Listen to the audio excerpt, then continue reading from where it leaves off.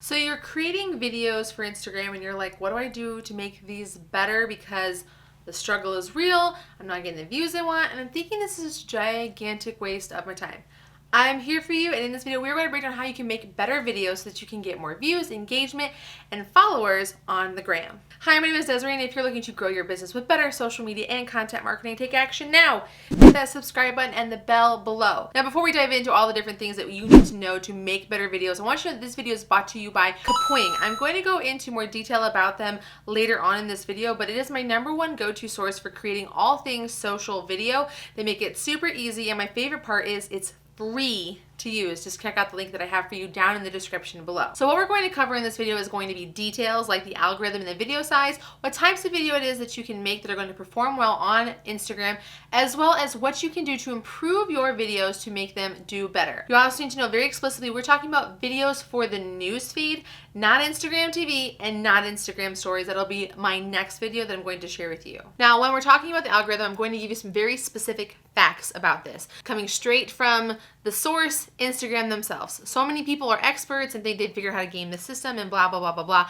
Here's what Instagram actually says about video content on your newsfeed. So when it comes to video specifically, the piece that the algorithm cares most about are your video views. So some people like to think it's likes and comments and shares, when in fact it's how many people are watching your video. That's what's gonna matter most. So the more people that will watch your video and the longer they watch your video, the more likely they're going to be served your other content in the future. And honestly, if someone's spending that time watching that video, you're probably already going to get some kind of engagement from it anyway, whether it's hitting that double tap for that like or hitting that comment. And no matter what anybody tells you, how long your comments are don't matter either. Even if it's someone just putting up like a fist bump emoji, like that works. Despite what all these experts say, photos and videos are treated exactly the same on the algorithm. It really is about the user's preference. So because I like watching more videos on Instagram, Instagram tends to feed me content that has more videos in it. They just kind of calculate what I engage with more. So again, if more people are engaging and watching your videos, then they're going to be served more videos, including yours, when they're scrolling their feed. However, one of the things that's important to know is that when you're using a video, people are spending more time on your content, which again kind of shows to Instagram, hey, they're getting more views, more time being spent on that account. I'm going to make sure to service them to followers that like this content more. So videos give you longer time to interact and engage with your followers. And as a bonus, when you're posting up a video, it takes up 4 times more space than regular posts when it comes to the Explore tab. So if you're looking to get more attention, using video in the Explore feed is going to be more beneficial for you because you get more real estate on the platform. Now let's talk about video size, specifically for the newsfeed. You have 2 options when it comes to video size. One is the traditional square, which is 180 pixels by 180 pixels. Or another option for you is if you're looking to get more real estate in that thumb scroll, you can create your videos at a 1080 by 1350 pixel aspect ratio, which is also like a 5:4 size, so that you can take up more of the feed. It is important to note that when you're creating your video that you're thinking about how it's going to look on your Instagram grid, because again, you're still being limited to that 1080 by 1080 square. So it's important to make sure that nothing important, especially if like you have text or something that you're showing off, is seen in those top and bottom parts. There are so many different types of content that you can create on Instagram with video that it's just going to be crazy, and I can't wait to share them all with you. But one of my favorite pieces of content to create on Instagram are quote videos. This is where we're going to take our boring static quotes that are super awesome and inspiring and boost them up a level and make them that much more engaging and thumb scroll stopping so that people are more likely to engage with your brand and of course watch your videos and your other videos in turn. So let's head over to the computer. All right, I'm going to show you guys how to make this text animated quote image for your Instagram newsfeed. So first things first, you're going to go to Kapwing. Again, you can check it out for free. I have the link in the description down below. You're going to hit new project, start with the studio, and you're going to hit start with blank canvas. Now, what I really love about Kapwing is that you can create something from nothing, or you can bring things in. So if you have your own video you want to use, or if you have your own images you want to use, it's really great. Now, one of the things I also like is that if you have specific brand colors, it will recognize those in the tool as well. Now, as you can see from my Instagram feed, my quote images have a white background. So I am just going to keep this white. So I am going to use the quote, I'd rather be profitable than popular, and we're going to build from there. So I'm going to add in my text. I'm going to start with my branding at the bottom. I can pick my font. So I can pick Helvetica, I can pick Comic Sans. Now, if you have a specific font like I do, you can go into more fonts and type in the name of your font. So the font that I use on my branding is Roboto.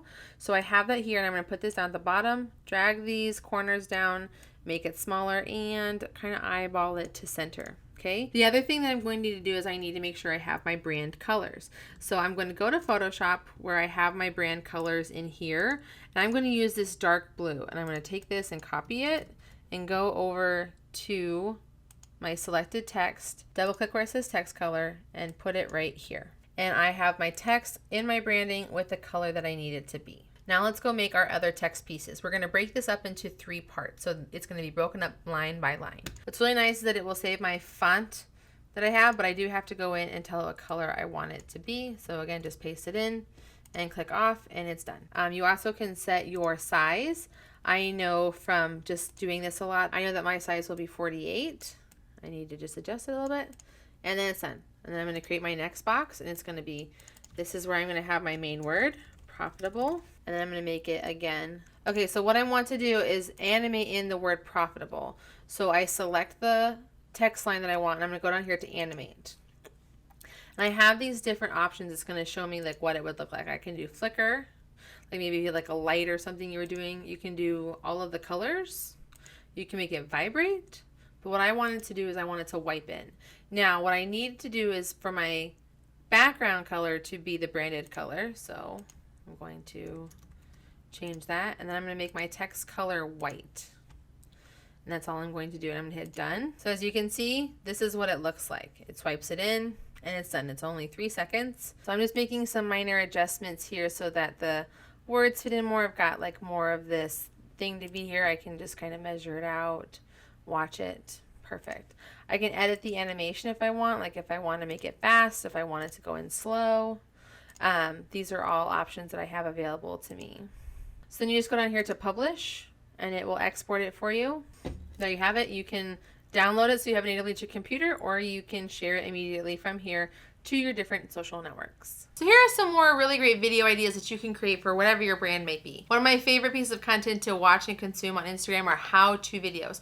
This is where you're going to show how you can do something really fast. Oftentimes they're sped up, but it's a really great way to show off something or how to do something super easy. And oftentimes if it's something very in-depth, they have to like pause and watch again, or they'll save it and watch it later, which is a really great way to get people continuing to watch your content and get them kind of sucked into that vortex of you. You're also going to want to show your products in action. Now, beauty products are some of my favorite ways to show it off. As you can see on the screen, we're talking about Farsil Skincare. Editor Desiree here. Okay, so I kid you not, I plan all of my videos out ahead of time. And when I gave the Farsil example, they had a video up that I could use to show you, and now they don't. So instead, I want you to check out Glossier right here, where you can see that they use regular people and regular phones to show off their products all the time. So if you need a great example, go check out all their video work, because like I feel like this is an even better example. Okay, back to me. Personally, I love using Instagram videos to create teasers for my upcoming video. You might actually be watching this video because you came from Instagram and saw my teaser, or I'm sort of hyping up like what people can expect, and then at the end of the video, I'm sending them over to my YouTube, so they like keep watching by going over to my YouTube channel and seeing what happens next. It's a really great way to build up hype about something that you have coming up, or when something's already been brought out. Now, since we live in an era of storytelling, you should be using these 60 seconds to tell a story.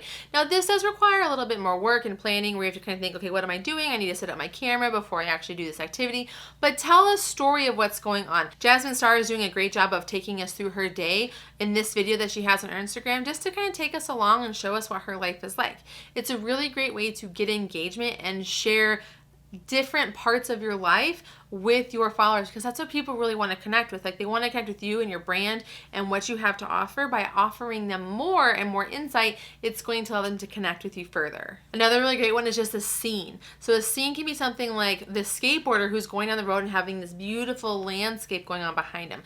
A scene can be very drawing and engaging. That's why wanderlust and travel videos and photos do so well. So if you have something that you're doing where you can show off like a scene of how cool or beautiful something is, That's going to be a really great way to get people locked into your content. Other ideas could include things like animated text, doing a time-lapse video, or even doing a stop motion video. These are all things that are available to you based on your brand and your ability to dedicate the time to creating it. Now, some other ways to improve your content besides doing what I suggested by animating a quote image into an animated video are doing things like a closed captions on your text. One of my favorite people that does this is Meredith Marsh over at VidPro Mom, where she's giving these little factoids, these little teaser pieces of information with the title of her video or the clip, what it's about, and at the bottom is where she has like her closed captions. So many people are consuming content and videos specifically online without sound. So if you're talking, it's very important to have that closed captioning there so people can follow along no matter where they are. Now, whether you have a product or a service, you just need to be showing it off with other people doing things. So obviously